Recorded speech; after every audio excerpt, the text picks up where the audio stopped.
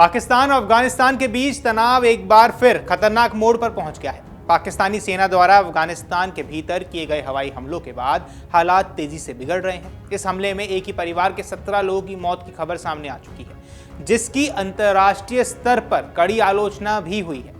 उधर अफगान तालिबान ने इस हमले को गंभीर उकसावा करार दिया और जवाबी कार्रवाई की चेतावनी भी दे दी। दूरन लाइन के पास तालिबानी लड़ाकों की गतिविधियां बढ़ गई हैं, जिससे सीमा पर हालात अब बेहद तनावपूर्ण हो गए हैं। खुफिया सूत्रों की माने तो पाकिस्तान ने यहां दावा किया था कि यह हमला तहरीक तालिबान पाकिस्तान यानी कि टीटीपी के ठिकानों पर किया गया है, लेकिन शुरुआती आकलन में यह सामने आया कि किसी बड़े टीटीपी कमांडर को निशाना नहीं बनाया जा सका। इससे पाकिस्तान की सैन्य रणनीति पर बड़े सवाल उठ गए।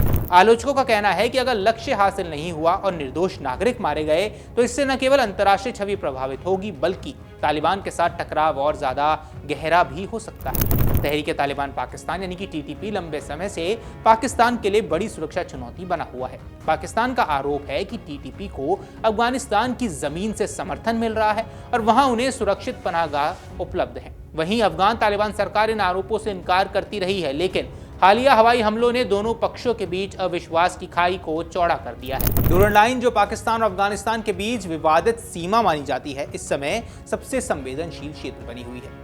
तालिबानी बलों का जमावड़ा इस बात का संकेत माना जा रहा है कि वे किसी भी संभावित सैन्य कार्रवाई के लिए तैयार हैं। सीमा के दोनों ओर सैनिकों की गतिविधियां बढ़ने से क्षेत्रीय अस्थिरता का खतरा कई गुना बढ़ गया है। इसी बीच पाकिस्तान के प्रधानमंत्री शहबाज शरीफ का अचानक कतर दौरा कई बड़े सवाल खड़े कर रहा है। माना जा रहा है कि तालिबान के संभावित पलटवार और टीटीपी के बढ़ते खतरे के बीच पाकिस्तान कतर की मध्यस्थता चाहता है। पाकिस्तान की कोशिश है कि कतर अपने प्रभाव का इस्तेमाल कर तालिबान को सैन्य प्रतिक्रिया से रोके। पाकिस्तानी मीडिया और राजनीतिक हलकों में ये चर्चा भी तेज है कि कतर की भूमिका पूरी तरह निष्पक्ष कभी नहीं रही है। पाकिस्तान के कुछ विश्लेषक और पूर्व अधिकारियों ने आरोप लगाया है कि कतर पर्दे के पीछे टीटीपी के प्रति नर्म रुख रखता है। पाकिस्तान के वरिष्ठ पत्रकार और नवाज शरीफ के करीबी माने जाने वाले नजम सेठी ने दावा किया कि पाकिस्तान को शक है कि कतर अप्रत्यक्ष रूप से टीटीपी को समर्थन दे रहा है। उनकी दलील ये है कि कतर स्थित मीडिया नेटवर्क हमलावरों को फाइटर कहकर संबोधित करता है और पाकिस्तान विरोधी रिपोर्टिंग कर रहा है। हालांकि इन आरोपों की स्वतंत्र पुष्टि नहीं हुई है, लेकिन इससे दोनों देशों के रिश्तों में तल्खी जरूर बढ़ गई है। अब दरअसल पाकिस्तान और कतर के संबंध दशकों पुराने हैं और रणनीतिक रूप से महत्वपूर्ण रहे हैं। ऊर्जा, श्रम और रक्षा सहयोग के क्षेत्र में दोनों देशों के बीच घनिष्ठ संबंध रहे हैं।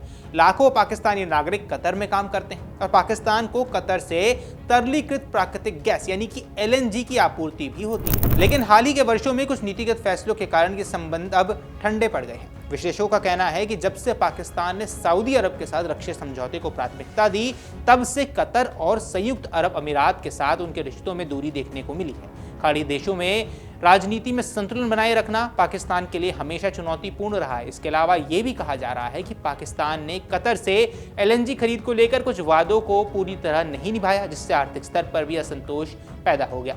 ऐसे माहौल में शहबाज शरीफ का दोहा पहुंचना यह दर्शा देता है कि पाकिस्तान इस समय कतर को लेकर गंभीर कूटनीतिक प्रयास कर रहा है।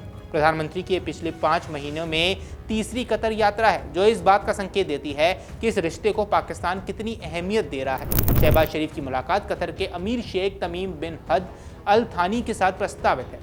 इस बैठक में पाकिस्तान अफगानिस्तान तनाव के अलावा गाजा शांति योजना, अमेरिका ईरान तनाव और अन्य क्षेत्रीय मुद्दों पर भी चर्चा होने की संभावना है। पाकिस्तान की रणनीति स्पष्ट रूप से यही है कि कतर, जिससे काबुल में तालिबान नेतृत्व से सीधे संपर्क है, मध्यस्थ की भूमिका निभाए। कतर में तालिबान का राजनीतिक कार्यालय लंबे समय से सक्रिय है और अतीत में भी कतर ने तालिबान और पाकिस्तान के बीच बातचीत को आगे बढ़ाने में भूमिका निभाई थी। एक समय कतर की मध्यस्थता से दोनों पक्षों के बीच संघर्ष विराम भी संभव हो गया था। ऐसे में अब पाकिस्तान चाहता है कि कतर फिर से उसी तरह की पहल करे और तालिबान को किसी भी सैन्य जवाबी कार्रवाई से रोक दे। मीडिया रिपोर्ट्स की माने तो शहबाज शरीफ कतर के नेतृत्व को ये समझाने की कोशिश करने वाले हैं कि अफगानिस्तान में हवाई हमला आत्मरक्षा के तहत किया गया था और उसका उद्देश्य केवल टीटीपी के ठिकानों को निशाना बनाना था। हालांकि क्षेत्रीय राजनीति के जानकारों का मानना है कि हालात इतने सरल नहीं है। यदि तालिबान इस हमले को अपनी संप्रभुता का उल्लंघन मानता है, जैसा मान भी रहा है, तो इसकी सख्त प्रतिक्रिया दी जाएगी और तालिबान ने ऐसा कुछ कहा भी है, तो ऐसे में स्थिति और ज्यादा गंभीर हो सकती है। पाकिस्तान पहले ही आंतरिक सुरक्षा चुनौतियों, आर्थिक संकट और राजनीतिक अस्थिरता से जूझ रहा है। ऐसे में अफगान सीमा पर बड़ा टकराव उसके लिए और मुश्किलें खड़ी कर देगा। कुल मिलाकर पाकिस्तान की कतर यात्रा केवल एक नियमित राजनीतिक या राजनयिक कार्यक्रम नहीं बल्कि एक रणनीतिक कदम के रूप में देखा जा रहा है। तालिबान के संभावित पलटवार, टीटीपी के बढ़ते खतरे और खाड़ी देशों के साथ बदलते समीकरणों के बीच पाकिस्तान संतुलन साधने की कोशिश जरूर कर रहा है। अब आने वाले दिनों में ये जरूर साफ होने वाला है कि कतर इस संकट में किस हद तक सक्रिय भूमिका निभाने वाला है और क्या वो दोनों पड़ोसी देशों के बीच बढ़ते टकराव को कम करने में सफल हो पाएगा या नहीं। बाकी आपको क्या कुछ लगता है हमें कमेंट सेक्शन पर जरूर बताएं। फिलहाल के लिए इस वीडियो में इतना ही। नमस्कार। अगर आप ये वीडियो YouTube पर देख रहे हैं तो हमारे चैनल को सब्सक्राइब कर बेल आइकन दबाएं और Facebook पर देख रहे हैं तो हमारे पेज को लाइक करें।